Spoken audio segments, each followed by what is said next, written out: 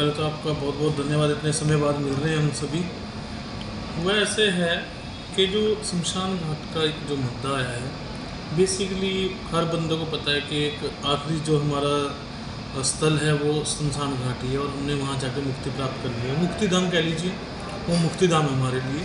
और वहाँ लोगों की बड़ी ही आस्था जुड़ी होती है कि यार लास्ट मोमेंट में तो हमें थोड़ा सा रिलीफ मिले और अच्छा मतलब लोग जाएं वहाँ से, तो मतलब एक अपने यादगार पल से हैं।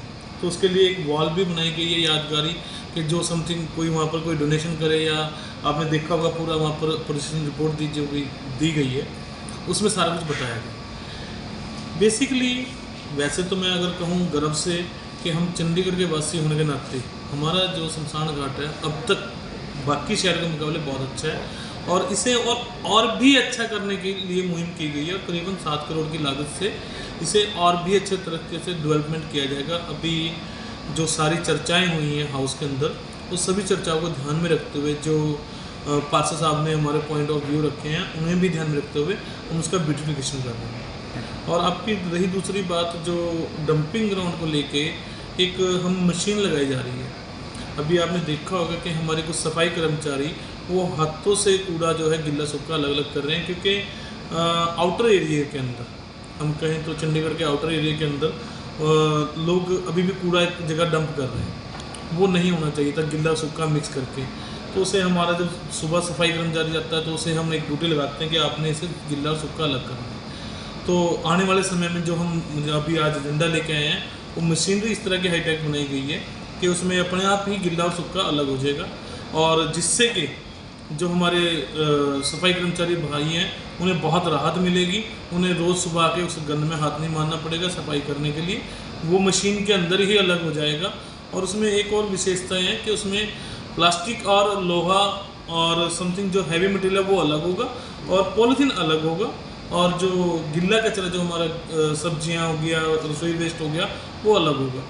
तो वो मशीन काफ़ी हाईटेक की है, और अभी चीफ साहब देख के आए, तो उसके में मैं उनसे अच्छी तरह उनसे बात की, तो उन्होंने बताया कि ये मशीन आने वाले समय में बहुत हमारे लिए उपयोगी होगी। देखिए शिकायतें तो लगभग सभी चंडीगढ़ के अंदर कम, आउटर एरिया में ज़्यादा होती है, कॉलोनी पिंड और ये समथिंग। तो पानी और सीवरेज की प्रॉब्लम इतनी ज़्यादा आ रखी थी, जिसे देखते हुए, क्योंकि आपको पता ही है कि 2 महीने के अंदर होता ऐसे है कि इन 2 महीने में भीषण गर्मी पड़ती है, और इस बार कुछ ज़्यादा ही पड़ेगी। जो हमारा टेम्परेचर 45-46 तक भी चला गया।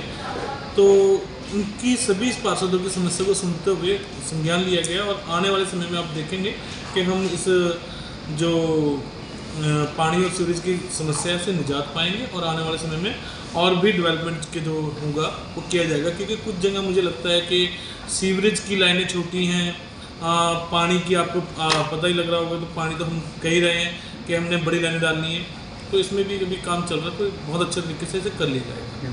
मेरे साथ चार भी बार प्रोटेस्ट कर रहे थे। देखिए ऐसा अब इनकी तो 4 इंजन की सरकार थी, इन्होंने कुछ भी एम्प्लॉयज़ के हक़ में बात नहीं की।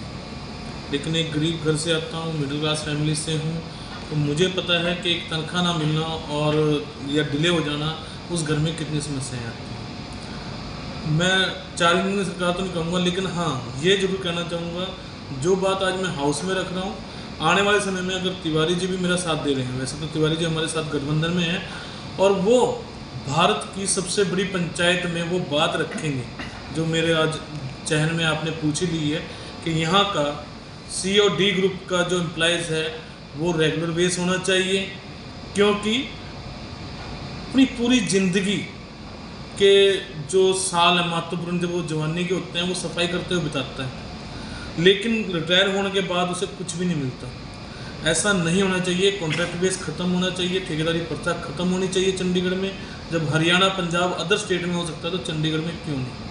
यहाँ पर सेंटर की रूल कहते हैं, सेंटर की रूल फॉलो करने के बावजूद हम यहाँ पर भर्ती नहीं कर सकते। लेकिन मेरा मानना है कि चलो अब तो नवी सरकार आ गई है, मैं यहाँ से अपने से लेटर भी भेजूँगा, एक अपना नोट भी भेजूँगा कि यहाँ पर पक्की भर्ती होनी चाहिए। इन लोगों का जो शोषण हो रहा है वो ख़त्म होना चाहिए, क्योंकि ठेकेदार जो आपको भी पता है कि किस तरह से शोषण कर रहे हैं। तो मैं आने वाले समय में मैं कोशिश करूँगा कि जितने भी एम्प्लॉयज़ हैं हमारे, जो पिछले 10 साल से, 15 साल से, 20 साल से यहाँ पर हमारी सेवा कर रहे हैं चंडीगढ़ की, उन्हें तो सीनियरिटी के हिसाब से ही पक्का कर देना चाहिए, रेगुलर बेस कर देना चाहिए। और इसके अलावा रेगुलर भर्ती निकालनी चाहिए जिसमें ओपन भर्ती हो, जो काबिल हो वो रखा जाए और बैकडोर से एंट्री ना हो।